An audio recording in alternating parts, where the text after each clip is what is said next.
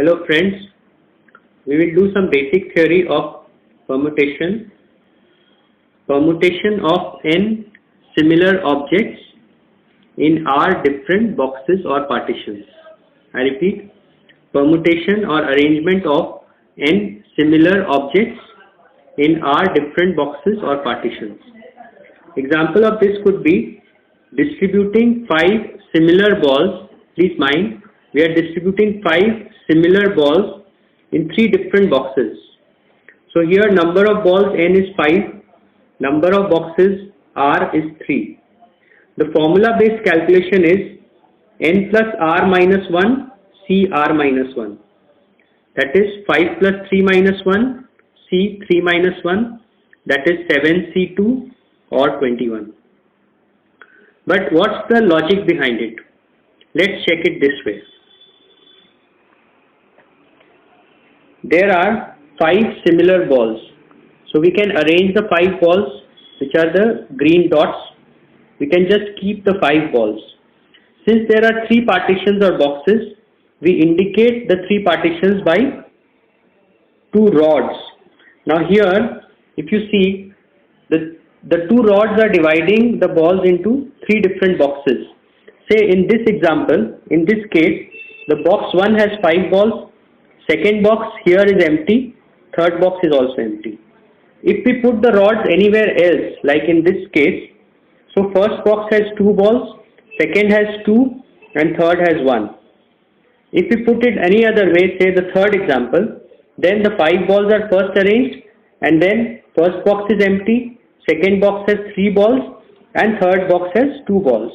In effect, what is happening is we have got 1, 2, 3, 4, 5, 6, 7 objects. Out of these 7 objects, the 5 green balls are similar and the 2 vertical rods are similar. So, out of 7 objects, if 5 are similar in one type and 2 are similar of another type, then number of arrangements possible is factorial 7 by factorial 5 into factorial 2. We had 7 objects, 5 are of one type and 2 are of another type. So number of arrangements possible, factorial 7 by factorial 2 into factorial 5. 21, which matches with the formula. What happens if there is a variation in this question and we are told that no box should remain empty.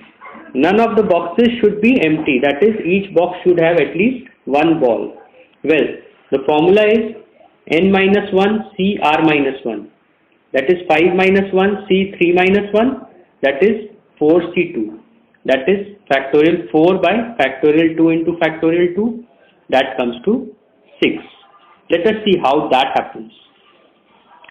In this case, what happens is we again arrange the 5 balls 1, 2, 3, 4, 5.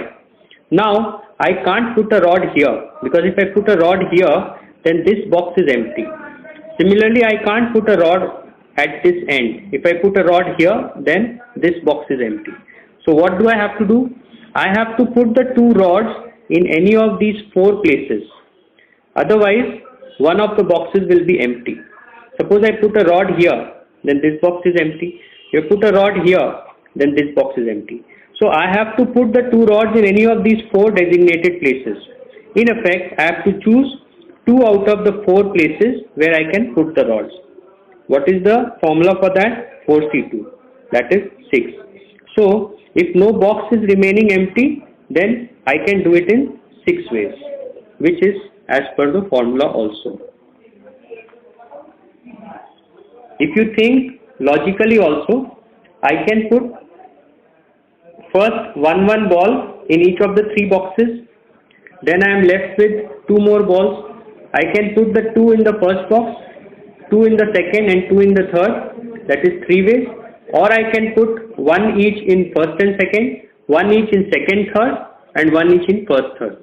Both ways I get 6 options. I hope the concept is clear. Thanks and cheers.